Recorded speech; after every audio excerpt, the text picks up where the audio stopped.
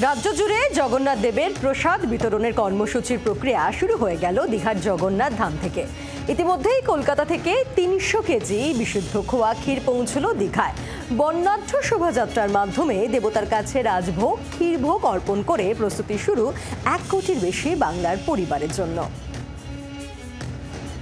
আগামী দিন আমরা চেষ্টা করব, আমি আইএনসি ডিপার্টমেন্টকে দায়িত্ব দিচ্ছি, এই মন্দিরের ছবি এবং একটু করে প্রসাদ হলেও সামান্য সববার বাড়ি বাড়ি পৌঁছে দেওয়া সারা পশ্চিম বাংলায়।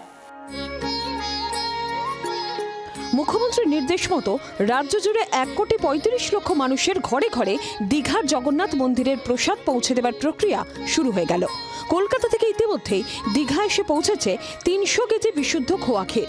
৩০টি বাক্সে ১০ কেজি করে ক্ষীর ভরে সেই বাক্স নিয়ে মন্দিরে পৌঁছে যান ৩০ জন মহিলা।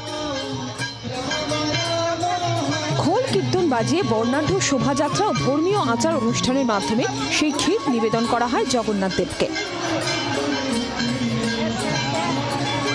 আগামী ১৭ জুন থেকে ক্ষীরভোগের মিশ্রণের গজা ও প্যারা তৈরি প্রসাদ প্যাকেটে করে পৌঁছে যাবে বাংলার প্রতিটি বাড়িতে।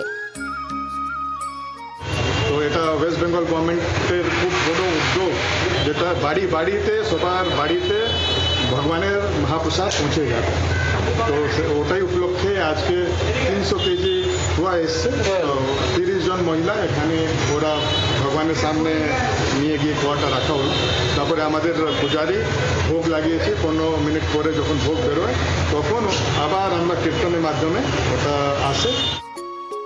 জগন্নাথ মন্দিরের প্রসাদে ক্ষীর পৌঁছে যাবে জেলার মিষ্টির দোকানগুলোতে। ক্ষীর মিশ্রণ করে তৈরি হবে গজা প্যারা সহ নানা প্রসাদ। ইতিমধ্যে বিভিন্ন ব্লকের বিডিও এবং দায়িত্বপ্রাপ্ত আধিকারিকেরা প্রসাদ সংগ্রহ করে নিয়ে যাচ্ছেন। মহাপ্রসাদ নিলাম আমি গোটা ব্লকের সমস্ত বাসিন্দার মধ্যে প্রবল উৎসাহ উদ্দীপনা লক্ষ্য করছি। তারা মুখিয়ে আছেন, তারা কখন প্রসাদ পাবেন আমরা প্রশাসন যেভাবে নির্দেশ দেবে সেভাবে মহাপ্রসাদ আমরা ডিস্ট্রিবিউট করব।